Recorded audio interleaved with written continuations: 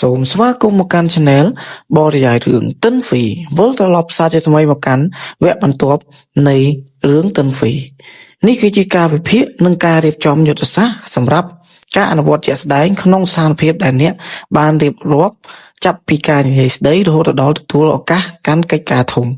1. វិជានិយាយគឺជាសិល្បៈនៃការប្រើសម្ដីនៅពេលដែលជួបអ្នកមានគុណឬអ្នកមានបុណ្យអ្នកមានអំណាចបុគ្គលជាន់ខ្ពស់ដោយចៃដន្យសម្ដីគឺជាស្ពានដំបូងបង្អស់សម្ដីបន្ទាបខ្លួនតែមានតម្លៃប្រើពាក្យសម្ដីដែលបានបង្ហាញពីការគោរពជារយៈភក្តីប៉ុន្តែរក្សាទំនុកចិត្ត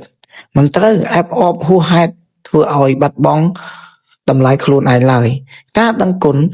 ប្រសិនបើអ្នកមានគុណត្រូវរំលឹកគុណនូវឧបការៈខ្លីៗដែលគាត់ធ្លាប់ជួយមនុស្សមានបុណ្យចូលចិត្តស្ដាប់នៅអ្វីដែលបង្ហាញការលះបង់របស់ពួកគាត់មានផ្លែផ្កាសង្ខេបនិងខ្លឹមសារខ្លីៗក្នុងករណីដែលជួបដោយចៃដន្យពួកគេមិនមានពេលច្រើនទេត្រូវចេះសង្ខេបគោរពបំណងឬស្ថានភាពបច្ចុប្បន្នរបស់អ្នកឲ្យខ្លីតែគួរឲ្យចាប់អារម្មណ៍ 2. ការទទួលបាននូវការសន្តោសវ័យពីអ្នកមានគុណការសន្តោសវ័យមិនមែនកើតឡើងដោយការសុំទានឬក៏សេចក្តីអាណិតនោះទេប៉ុន្តែវាជាសីលធម៌ទាក់ទាញភាពស្មោះត្រង់បង្ហាញឲ្យគេឃើញថាអ្នកជាមនុស្សដែលគួរឲ្យទុកចិត្តនិងអ្នកមានបុណ្យជាច្រើនតែមានភ្នែកទិព្វក្នុងការមើលមនុស្សឥរិយាបថស្លូតបូតរឹងមាំការបង្ហាញភាពទន់ភ្លន់ជួយឲ្យគេមានចិត្តអាណិតស្រឡាញ់ប៉ុន្តែភាពឆ្លាតវៃជួយឲ្យគេមានចិត្តចង់ជ្រុំជ្រែងសកម្មភាពសម្ដីធ្វើឲ្យគេឃើញពីការខិតខំរបស់អ្នកជាមុនសឹមឲ្យគេជួយតាមក្រោយ 3. ការរៀបចំខ្លួនដើម្បីកិច្ចការធំនៅពេលដែលគេសន្តោសវ័យនិងផ្ដល់ឱកាសឲ្យកាន់កិច្ចការធំការអនុវត្តជាក់ស្ដែងរួមមានភាពជាម្ចាស់ការគម្រោងចាំគេប្រាប់គ្រប់ជំហានត្រូវហ៊ានសម្រេចចិត្តនិងទទួលខុសត្រូវ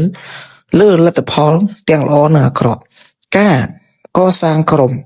កិច្ចការធំមិនអាចធ្វើម្នាក់ឯងបានទេត្រូវចេះប្រើមនុស្សឲ្យត្រូវនឹងជំនាញនិងចេះទិញទឹកចិត្តសហការីចក្ខុវិស័យវែងឆ្ងាយមើលឲ្យលើសពីបញ្ហាចំពោះមុខរៀបចំផែនការការពារហានិភ័យទុកជាមុនសេចក្តីសង្ខេបនៃយុទ្ធសាស្ត្រអនុវត្តដំណាក់កាលសកម្មភាពជាក់ស្ដែងលទ្ធផលរំពឹងទុកនឹងការជួបស្នាមញញឹមសំពះជំរាបសួរណែនាំខ្លួនខ្លីៗបង្កើតចំណាប់អារម្មណ៍ដំបូងការសន្ទនានិយាយអំពីចំណុចវិជ្ជមានបង្ហាញឆន្ទៈបង្កើតទំនាក់ទំនងនិងទំនុកចិត្តការទទួលភារកិច្ចសិក្សាការងារឲ្យច្បាស់បង្ហាញផែនការសកម្មភាពបង្ហាញថាអ្នកស័ក្តិសមនឹងតំណែងបណ្ដាំឱកាសច្រើនដែលមកដល់ក្នុងទម្រង់នៃការចែកដន្យប៉ុន្តែមានតែអ្នកដាក់បានរៀបខ្លួនរួចជាសាច់ប៉ុណ្ណោះទេទើបអាចចាប់យកវាបានតើអ្នកចង់ឲ្យខ្ញុំរៀបចំពាក្យពេចន៍សន្ទនាគំរូសម្រាប់ប្រើប្រាស់ក្នុងករណីរបស់អ្នក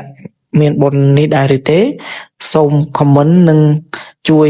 ចុច subscribe និងដាក់សញ្ញាកណ្ដឹងម្នាក់មួយផងសូមអរគុណហើយក៏សូមជម្រាបលា